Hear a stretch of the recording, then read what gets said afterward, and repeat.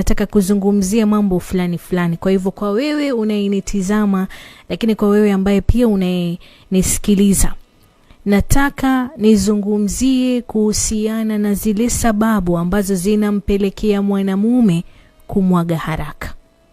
Yaani kama wewe ni mwanamume, alafu unachukua dakika 2 ama chini ya dakika 2 unamaliza, basi huenda ikawa hizi ni mojawapo ya sababu zinazokupelekea wewe kuwa na hali kama hiyo. Sababu ya kwanza, mwanamume unapania sana. Yaani kupania kama unakamia mechi. Kitu usichokijua ni kwamba unapomkamia mwanamke, unapokamia kusema kwamba leo unapiga mechi, alafu unakamia sana, akili huwa inatafsiri kwamba una dharura na unahitaji kumaliza mapema bila kuchelewesha mambo ili uendelee na shughuli zingine. Tayari akili ina switch. Sawa? Kwa hivyo wakati wewe unakamia, unatuma ujumbe kwenye akili ijiseti kwamba hili ni jambo ambalo unahitajika kumaliza mapema sana. Sasa ukimaliza mapema, tayari kwa yule mwanamke unachoma. Kwa sababu ni vibaya sana kumaliza wewe wa kwanza mwanamume kabla mwanamke hajatosheka ama hajaridhika wala kufika kileleni. Badala yake tuliza akili. Sawa? Kwa mfano unamsubiri mwanamke na umemtumia nauli. Sawa? Make sure simu zinakuwa kidogo, zinakuwa chache. Sio jambo la kwanza la pili, alo umeshatoka, alo umefika wapi, alo. Hapana. Give her time. Kama unamjua mpenzi wako si mlaji fea, atakuja, atafika tu. Sawa? Kwa hivyo usipanie sana mechi, itakupelekea wewe kumwaga wazungu haraka. Sababu ya pili ni unafanya kama kuku. Sote tunajua kwamba kuku hanaga maandalizi. Yeye kuku ni kufika, kuweka chini dakika 2 tayari.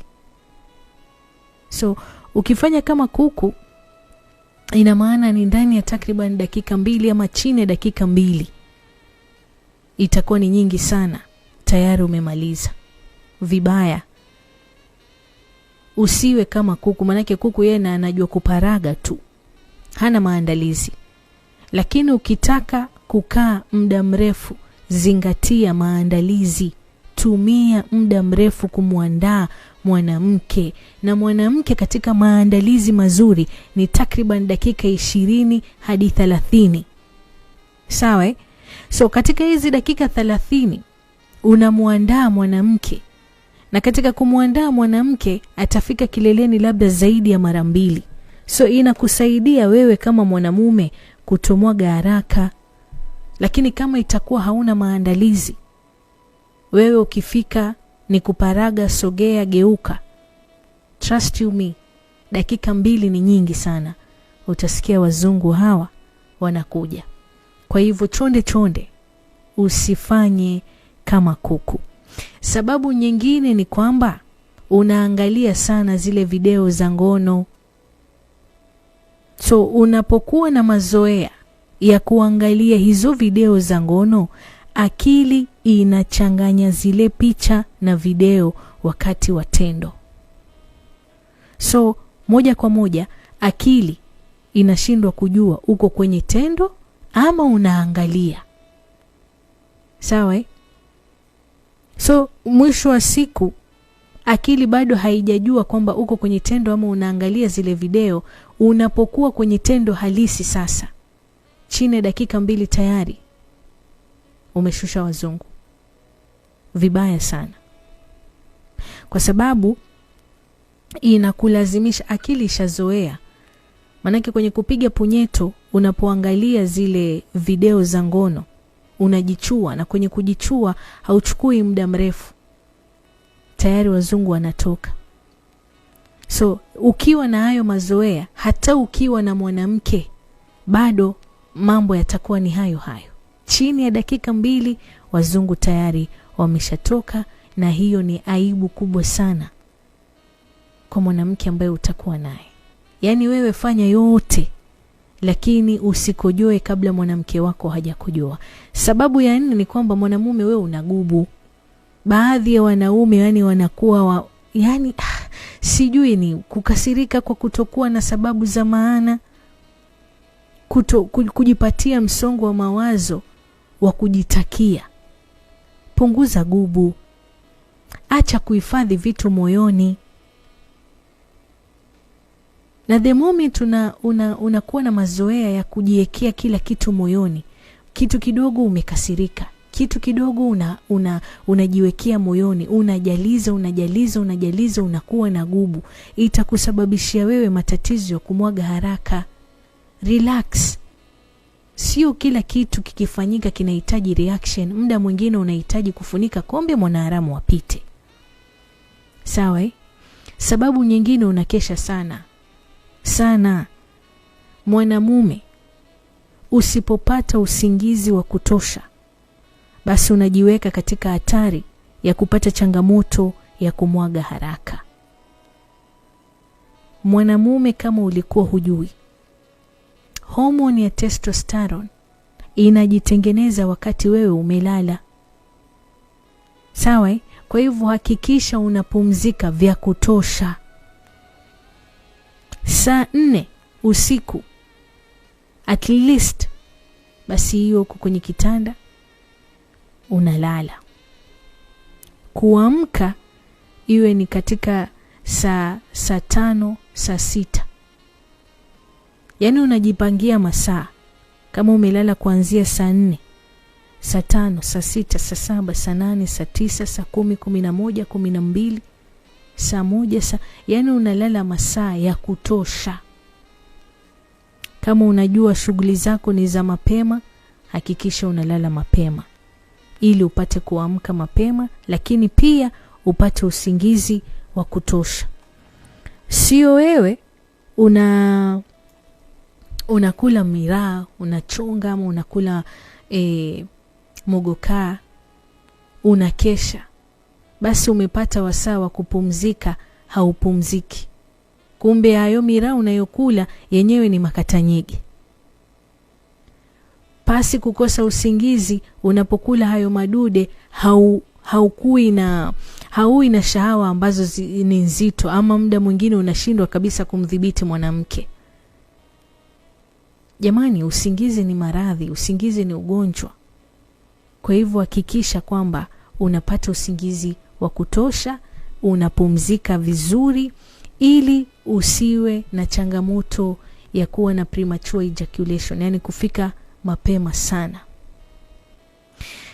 Jambo jingine ama sababu nyingine ni kuwa na wasiwasi. Shekhe, kuna wanaume wengine wana wasiwasi, ana hofu, ana uoga ya kwamba nikiwa na mashbaby anakuja, je, mashini itaamka ama italala? Uume utasimama ama ataridhika? Ama akijiangalia hivi anaona kama nina kibamia fulani, nitamridhisha kweli? Yaani wewe unaogopa kabisa, unajua wazi mashini isije ikalala ikantia aibu. So kule kuwa na wasiwasi, kule kuwa na hofu, itakupelekea wewe kumwaga haraka sana. Una wasiwasi, hujui utamridhisha mwanamke. Una wasiwasi, sijui hichi kibamia changu kitamfikisha kileleni. Una hofu, je, nitakapokuwa naye ikose kusimama itakuwaje? Sawa? Kwa hivyo relax. Usipanic, usiwe na wasiwasi, usiwe na hofu yoyote ile. Sawa? Wewe ukiekewa chakula, soma dua yako ya kula chakula bila kuwa na mtapia mlo. Utashiba vizuri na utamridhisha aliyepika. Lakini wewe una wasiwasi kama mtu anayeoga nje, shekhe. Ubongo unaona mambo ambayo mbona kama mambo ni mengi. Sawa? So kwa sababu ubongo wako yani unaupelekesha haraka. Na ndio huo ubongo nao unapeleka unapeleka katika mishipa ya ufahamu, na mishipa ya ufahamu imeshikana moja kwa moja na mishipa ya uume, inakupelekea wewe kumwaga wazungu haraka. Acha kuwa na wasiwasi, acha kuwa na hofu. Kama una wasiwasi anapokuja huyo mwanamke, don't get into it kwanza. Msiharakishe kufanya tendo kwanza. Keep yourself busy, jikurupushe, yani jipe shughuli hapa na pale, ili kule kupani, kule kuwa na wasiwasi, kuwa na uoga kutulie kwanza, alafu uendelee na shughuli yako. Sawa? Sababu nyingine, msikilizaji pamoja na mtazamaji, ni kuwa na ile penile oversensitivity. Yani uume, hii ni ile hali ambayo uume unakuwa na msisimko mkali sana. Yani unakuwa na msisimko mkubwa kuliko kawaida.